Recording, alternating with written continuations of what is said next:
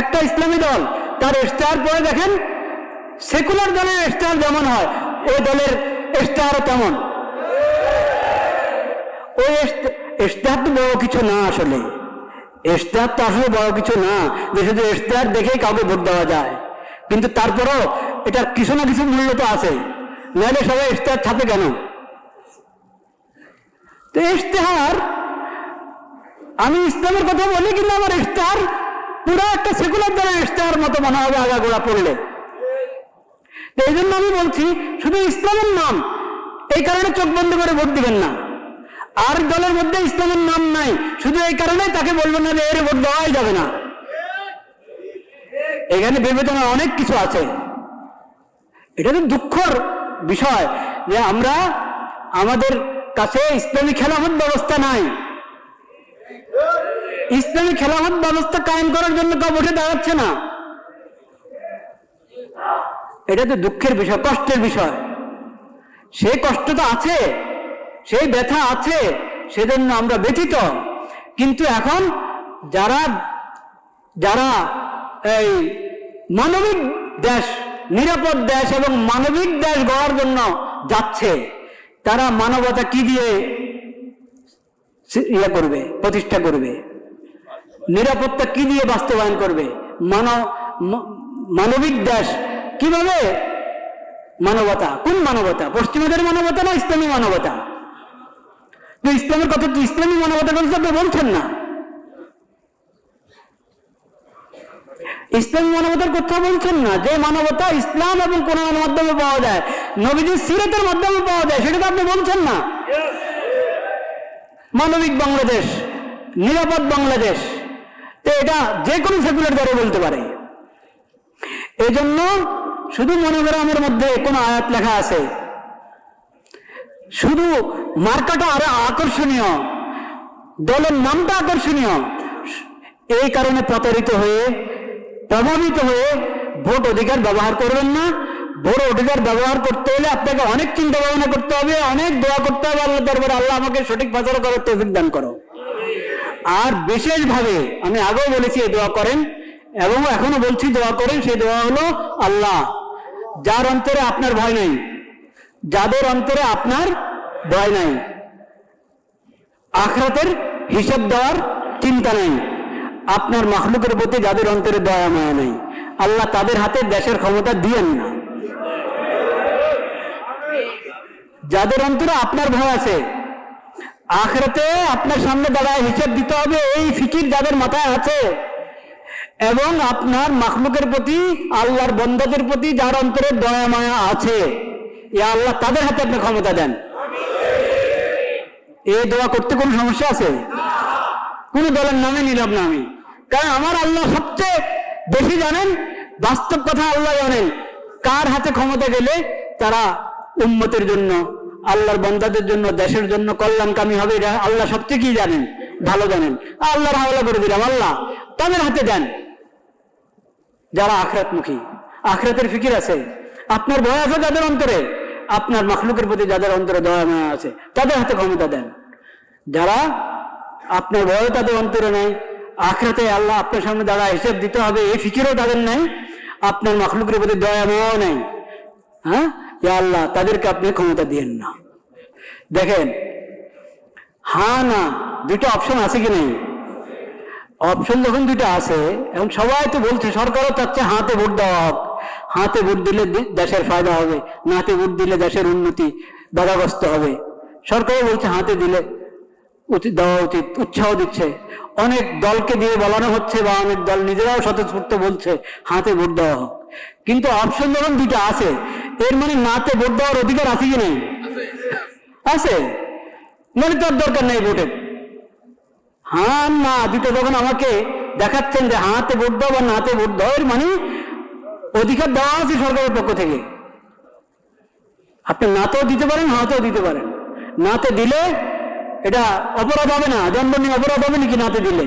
তাহলে হ্যাঁ না দুইটার ভোট অপশন রাখলো কেন?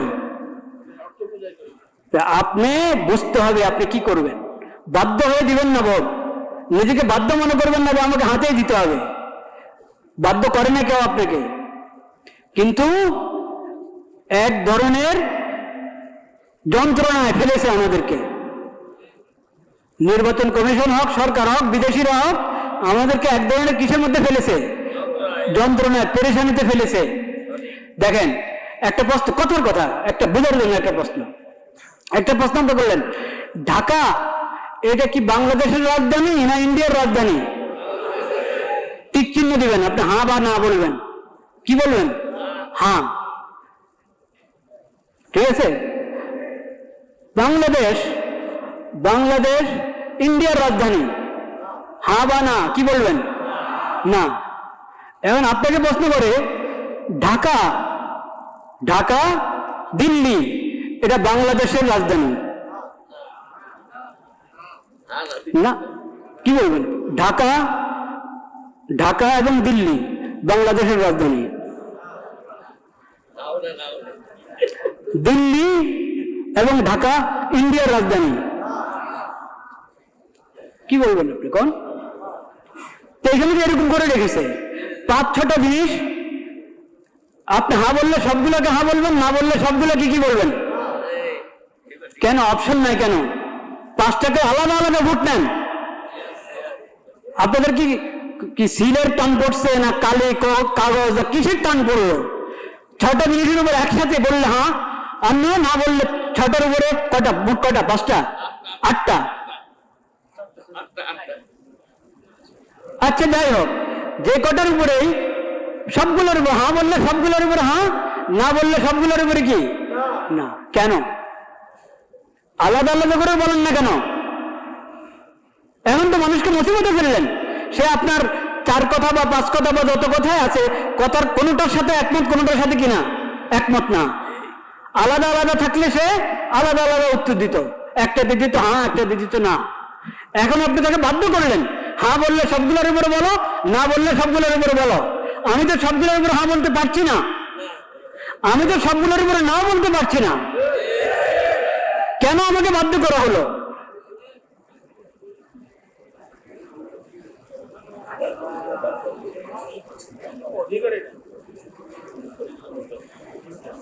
একটা পেরেশানি, একটা যন্ত্রের মধ্যে ফেলা হলো জাতিকে। ভোট দিলে সবগুলোর উপরে হ্যাঁ বলো, আর না বলতে হলে সবগুলোর উপরে না বলো। কিন্তু আপনারা ভয় পাবেন না, হার মধ্যে যেহেতু অনেক অন্যায় কথা আছে, আপনি বুঝে শুনে ভোট দেন। এই কথা কখনো ভাববেন না, এসব প্রতারণাতে আসবেন না যে নাতে ভোট দিলে দেশের উন্নতি রুখে যাবে, দেশের উন্নতি বাধাগ্রস্ত হবে, কখনো না। দেশের কিসমত যদি ভালো হয়, জনগণের কিসমত যদি ভালো হয়, শাসকদের যদি নিয়ত ভালো হয়, তাহলে না ভোট, সবাই নার মধ্যে ভোট দিলেও দেশের উন্নতি চলতে থাকবে ইনশাআল্লাহ। আর যদি নিয়ত ভালো না থাকে, কিসমত ভালো না, নিয়ত ভালো না, এমন যদি হয় তো সবাই হাতে ভোট দাও, কাজ হবে না, কাজ হবে না।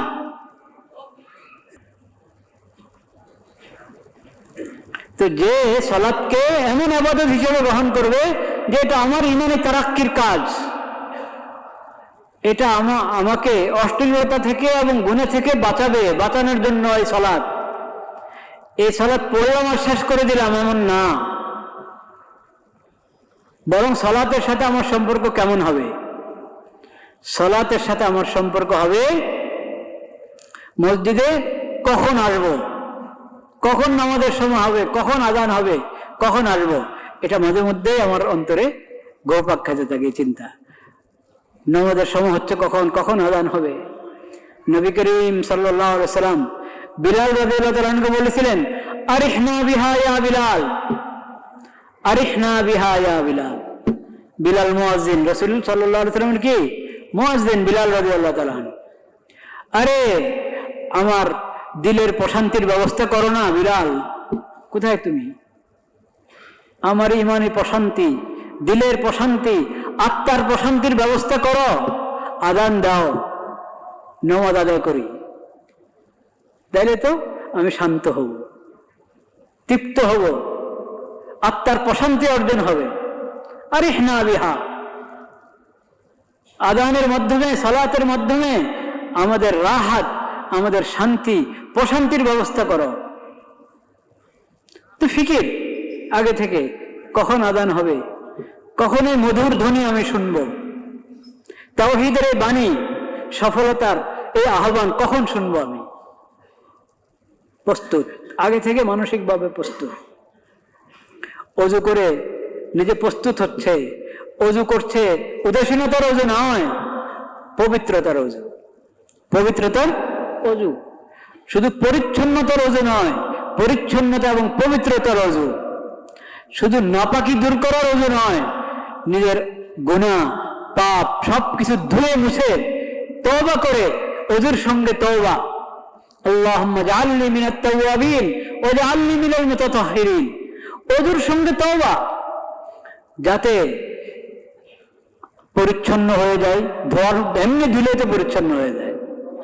ওজুর নিয়তে অজু করলাম, তাহলে নাপাকিও দূর হয়ে গেল, অপবিত্র অবস্থাটা দূর হয়ে গেল, ময়লা দূর হলো, নাপাকি দূর হলো। নাপাকি লাগলে শরীরে কাপড়ে সেটা ধুলে পাক হয়ে যায়।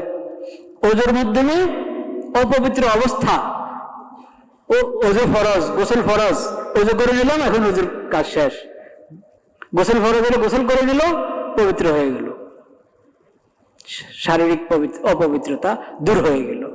আরেকটা হলো নফসের অপবিত্রতা, দিলের অপবিত্রতা, চিন্তা চেতনার অপবিত্রতা, আখলাক এবং চরিত্রের অপবিত্রতা।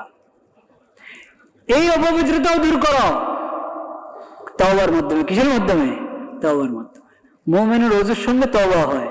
ওজুর পরের দোয়াই তো আশহাদু আল্লা ইলাহা ইল্লাল্লাহ ওয়া আশহাদু আন্না মুহাম্মাদান আবদুহু ওয়া রাসূলুহু। আরেকটি দোয়া আছে কোন কোন বর্ণনায়, আল্লাহুম্মা জাআলনি মিনাত তাওয়াবিন ওয়া জাআলনি মিনাল মুতাতাহহিরিন। আল্লাহ, আপনি আমাকে তওবাকারীদের অন্তর্ভুক্ত করেন, আমাকে পবিত্র লোকদের অন্তর্ভুক্ত করেন। তো অজু এইভাবে মসজিদের দিকে আসছে, আল্লাহকে স্মরণ করে, আল্লাহকে হাজির নাজির রেখে মসজিদের দিকে আসছে। এক কদম উঠাচ্ছে, এক নেকি লেখা হচ্ছে, এক কদম উঠাচ্ছে, নামাচ্ছে, গুনাহ মাফ হচ্ছে। প্রতি কদমে নেকি হচ্ছে, প্রতি কদমে গুনাহ মাফ হচ্ছে। এইভাবে মসজিদে আসলো। মসজিদে এসে সময় যদি থাকে, নামাজের সময় হয়, তাহিয়াতুল মসজিদ, মাকরুহ সময় না হলেই নামাজের সময় তাহিয়াতুল মসজিদ পড়লো, তাহিয়াতুল মসজিদ পড়ে বসলো, আরো নফল পড়লো, জিকির করতে থাকলো, তেলাওয়াত করতে থাকলো। এমনকি এমনি বসে আছে নামাজের অপেক্ষায়, যতক্ষণ নামাজের অপেক্ষা আছে ততক্ষণ নামাজের মধ্যে আছে সে। নামাজ আদায় করলো, যতক্ষণ নামাজে আছে, তাকবীরে তাহরিমা শুরু হলো, তাকবীরে তাহরিমা থেকে সালাম পর্যন্ত যতক্ষণ সে নামাজে আছে ততক্ষণ সে আল্লাহর সঙ্গে কথার মধ্যে লিপ্ত আছে, আল্লাহর সঙ্গে ব্যস্ত। আল্লাহর সঙ্গে একান্ত কথা চলছে মুসল্লির নামাজের মধ্যে। ইউনাজি রব্বাহু, ইউনাজি রব্বাহু, একান্ত ভাবে, একবারে ঘনিষ্ঠ ভাবে আল্লাহর সঙ্গে কথা চলছে মুসল্লির যতক্ষণ সে নামাজে আছে। নামাজের সালাম ফিরালো, ফেরেশতারা এখন তার জন্য দোয়া করছে, আল্লাহুম্মা গফির লাহু ওয়ারহামহু, আল্লাহ তুমি তাকে ক্ষমা করে দাও, তার প্রতি দয়া করো। সে নিজে বলছে আস্তাগফিরুল্লাহ, আস্তাগফিরুল্লাহ, আস্তাগফিরুল্লাহ, আল্লাহ আমি ক্ষমা চাই, নামাজের হক তো আদায় হয় নাই, নামাজের হক আদায় করতে পারি নাই, যেমন নামাজ দরকার ছিল তেমন তো আদায় করতে পারি না, একটু চেষ্টা করলাম, আল্লাহ আপনি দয়া করে গ্রহণ করেন, কবুল করেন, যত ভুল ত্রুটি আছে আপনি ক্ষমা করে দেন। আস্তাগফিরুল্লাহ, আস্তাগফিরুল্লাহ, আস্তাগফিরুল্লাহ, আল্লাহুম্মা আনতাস সালাম ওয়া মিনকাস সালাম তাবারাকতা ইয়া যাল জালালি ওয়াল ইকরাম বলছে। সে তাওহীদের কথা স্মরণ করছে। শান্তি একমাত্র আল্লাহর কাছ থেকে পাওয়া যাবে, আল্লাহ শান্তিদাতা। এই কথা বলছে আল্লাহকে নামাজের সালাম ফেরানোর পর মসজিদ থেকে বের হয়ে যাচ্ছে, তখন কি অবস্থা? বিসমিল্লাহ ওয়াসসালাতু ওয়াসসালামু আলা রাসূলিল্লাহ, আল্লাহুম্মা ইন্নী আসআলুকা মিন ফাদলিক, দোয়া করে বের হচ্ছে। আল্লাহুম্মা আসিমনি মিনাশ শাইতানির রাজিম, আল্লাহ আমাকে শয়তান থেকে রক্ষা করেন। মসজিদ থেকে বের হচ্ছে অবস্থায় খারাজা মিনাল মসজিদ ওয়া কলবুহু মুআল্লাকুন বিল মসজিদ, নামাজ ফরজ আদায় করে মসজিদ থেকে বের হয়ে যাচ্ছে, কারণ কিন্তু তার দিলটা, তার অন্তর মসজিদের সাথে লাগানো, যুক্ত মসজিদের সাথে, আটকা, মসজিদের সাথে আটকা। আবার কখন ফিরে আসবে মসজিদে? এনে মসজিদ থেকে বের হলো, বাস বলে গেল। মুসল্লি যখন মসজিদে থাকে, মাছ যখন সমুদ্রে আছে, পানিতে আছে, পানির গভীরে মাছ যখন থাকে, যেমন শান্ত, মুসল্লি যখন মসজিদে আসবে, মুমিন যখন মসজিদে আসবে, তখন সে এমন শান্ত, এমন তৃপ্ত, যেমন আমার আসল জায়গায় আমি আছি, আমার আসল ঘরে আমি আছি, আসল জায়গা ঠিক, আসল ঠিকানা আমি আছি। আর বের হয়ে যাওয়ার পর বলে আনা মসজিদকে আবার ফিরে আসবো, আবার কখন ফিরে আসবো, ওই কথা মাথায় থাকে। এই সালাতটা হলো একটা প্রক্রিয়া, এটা 24 ঘন্টার একটা প্রক্রিয়া। এই সালাত মুমিনকে পাপাচার থেকে অবশ্যই বারণ করবে, অবশ্যই বিরত রাখবে। যে সালাতকে একটা আলাদা একটা ইবাদত, ক্ষণিকের একটা ইবাদত, আসলাম ফরজ 2 রাকাত 4 রাকাত পড়ে বের হয়ে গেলাম, বাকি জিন্দেগিকে সালাত মোতাবেক বানানোর তার নিয়তে নেই, ফিকিরে নাই, এই সালাত তাকে সংশোধন করবে? করবে না।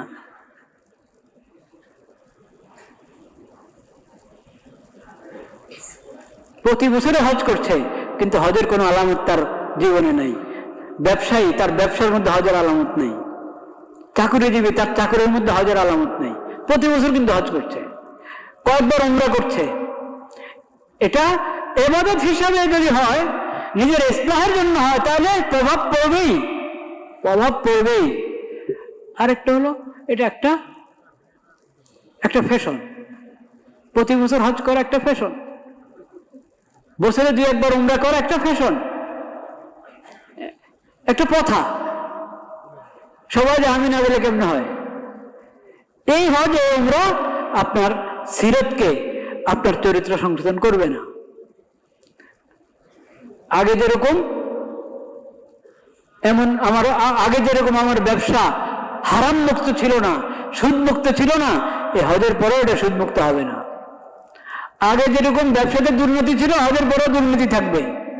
আগে যেরকম মানুষ থেকে ঋণ নিয়ে ঋণ খেলাপি করা হয়েছে, ঋণ আদায় করা হচ্ছে না, টাল বাহানা করে করে মানুষকে ঘোরানো হয়, পেরেশান করা হয়, হজের পরেও সেই অবস্থা, হজের পরেও সেই অবস্থা। তো কোন ইবাদত আমার মধ্যে পরিবর্তন আনবে আর কোন ইবাদত পরিবর্তন আনবে না, এটার পার্থক্য বুঝতে হবে, এটার পার্থক্য বুঝতে হবে। সালাতকে শুধু ডিউটি হিসাবে নেবেন না, সালাতকে ইবাদত, আল্লাহর নৈকট্য অর্জন, এবং সালাত যাতে আমাকে এমন মুসল্লি বানায় যে মুসল্লির গুণাবলী আল্লাহ কোরআনে বলেছেন, এবং যেগুলো আলোচনা হয়েছে আপনাদের মনে থাকবে। 29 পারা সূরাতুল মাআরিজের থেকে আমরা মুসল্লিদের গুণাবলী পড়েছি কিনা, ওই গুণাবলী অর্জন করার আমার ফিকির থাকতে হবে, তাহলে এই সালাত কাজে আসবে, এই সালাত কাজে আসবে। বলতে পারেন যে হুজুর এই যে কয়দিন পরে নির্বাচন, কয়দিন পরে, হ্যাঁ আগামী জুমার আগেই তো, আগামী জুমার আগেই নির্বাচন, আপনি ভোট সম্পর্কে কিছু বললেন না, সালাতের কথা বলেন আজকেও, আজকে শেষ জুমা নির্বাচনের আগে, আজকে তো আমার রকম ভোট সম্পর্কে কিছু বলবেন? হ্যাঁ, সালাতের কথা, ভোটের কথা কিনা? ভোটের মধ্যে ব্যস্ত হয়ে নামাজ ছেড়ে দেওয়া যায় হবে? নিজের দলকে সফল করার জন্য এত ব্যস্ত সকাল থেকে সন্ধ্যা পর্যন্ত, কোন সময় কোন নামাজের সময় গেছে খবর নাই, যায় আছে এটা? নির্বাচনের ব্যস্ততার কারণে যদি কেউ ফরজ নামাজ ছেড়ে দেয়, ওর কারণে ও দল দিয়ে বা ওই ব্যক্তি দিয়ে দেশের মধ্যে সফলতা আসবে? আসবে না। قد أفلح المؤمنون الذين هم في صلاتهم خاشعون। মুমিনরা সফল কাম, সফলতার প্রথম কথা ঈমান, দ্বিতীয় কথা কোন মুমিন? এমন মুমিন যার মধ্যে সিফাত আছে, ঈমানি সিফাত আছে। প্রথম সিফাত হলো আল্লাযীনা হুম ফি সালাতিহিম খাশিউন, যারা নামাজের মধ্যে বিনয়ী, খুশুখুশুর সাথে নামাজ নিয়মিত আদায় করে, সুন্দর মতো আদায় করে, তারা সফল কাম। তাহলে সফলতার প্রথম কথাই কি? নামাজ। যে দলে ক্ষমতা আসক, যাকেই আল্লাহ তাআলা আল্লাহর জমিনের কোন এক অংশের ক্ষমতা দান করেছেন, কোন অংশের ক্ষমতা দান করেছেন যাকেই, তার প্রতি আল্লাহর আহ্বান কি? কি বলেন আল্লাহ তাকে? সূরাতুন নূরে দেখেন, সূরাতুন নূর কত নম্বর সূরা?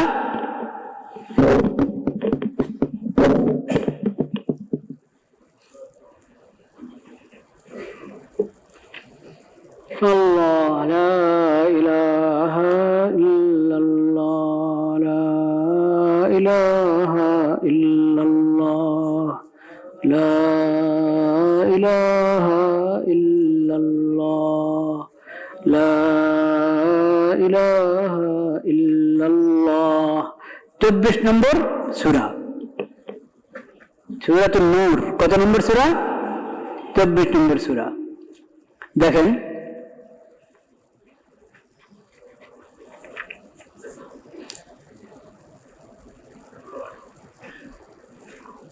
সূরাতুন নূরের মধ্যে আল্লাহ তাআলা বলেছেন, ওয়া'দাল্লাহু আল্লাযীনা আমানু মিনকুম ওয়া আমিলুস সালিহাত লা ইস্তাখলিফান্নাহুম ফিল আরদ কামা ইস্তাখলাফাল লাযীনা মিন ক্বাবলিহিম ওয়া লা ইউমাক্কিনান্না লাহুম দীনাহুম আল্লাযী ইরতাদা লাহুম ওয়া লা ইউবাদদিলান্নাহুম মিন বা'দি খাওফিহিম আমনা ইয়া'বুদুনানি লা ইউশরিকুনা বি শাইআ ওয়া মান কাফারা বা'দা যালিকা ফাউলাইকা হুমুল ফাসিকুন। ক্ষমতা পাওয়ার জন্য আল্লাহ বলেছেন, ঈমান ঠিক করো, নেক আমল করো। ঈমান ঠিক করো, নেক আমল করো, তাহলে তোমাদেরকে জমিনের উপরে প্রতিষ্ঠিত করে দেওয়া হবে। ঈমান ঠিক করো, নেক আমল করো, জমিনে প্রতিষ্ঠিত করে দেওয়া হবে তোমাদেরকে। এটা পড়লেন কোথায়? সূরাতুন নূর 24 নম্বর সূরা। কত নম্বর সূরা? 24 নম্বর সূরার 55 নম্বর আয়াতের অংশ বিশেষ পড়লাম আমি। পুরো আয়াতে তেলাওয়াত করেছি, শুরুর অংশ অনুবাদ করেছি। 55 নম্বর আয়াত 24 নম্বর সূরার 55। আপনারা মারিফুল কোরআন গিয়ে পড়েন, বাসায় গিয়ে মারিফুল কোরআনে এটা পড়েন, সূরাতুন নূর। আর সূরাতুল হজ 22 নম্বর সূরা, সূরাতুল হজ। ওখান থেকে শুনে,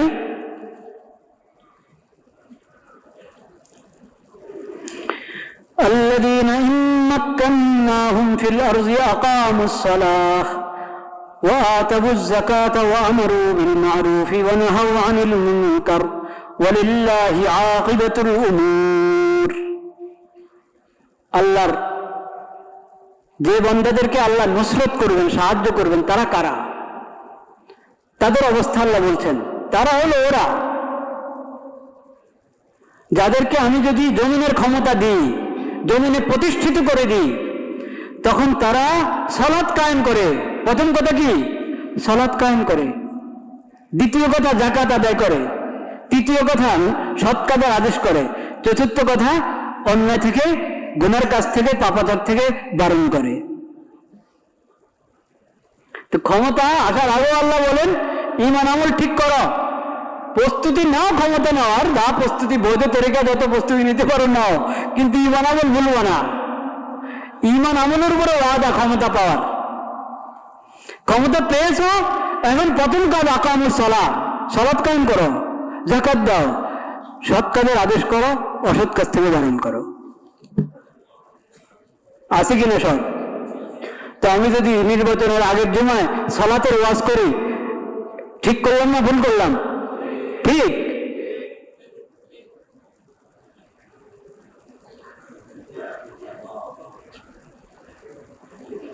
আপনার দল প্রতিষ্ঠিত হলে আপনি সমাজের সেবা করবেন, দেশকে সুন্দর বানাবেন, নিরাপদ বানাবেন, ভালো বানাবেন, অনেক নিয়ত, অনেক নিয়ত। কিন্তু প্রথমে নিজেরা সবাই মুসল্লি হন। সবাই কি হন? নামাজি হন, সিফাতওয়ালা, এমন মুসল্লি হন যে মুসল্লির গুণাবলী আল্লাহ তাআলা বলেছেন কোরআনে। আপনার সালাতকে এমন বানান যে সালাতের কথা আল্লাহ তাআলা এই আয়াতে বলেছেন, ইন্নাস সালাতা তানহা আনিল ফাহশাই ওয়াল মুনকার। ওয়া আখিরু দাওয়ানা আলহামদুলিল্লাহি রাব্বিল আলামিন।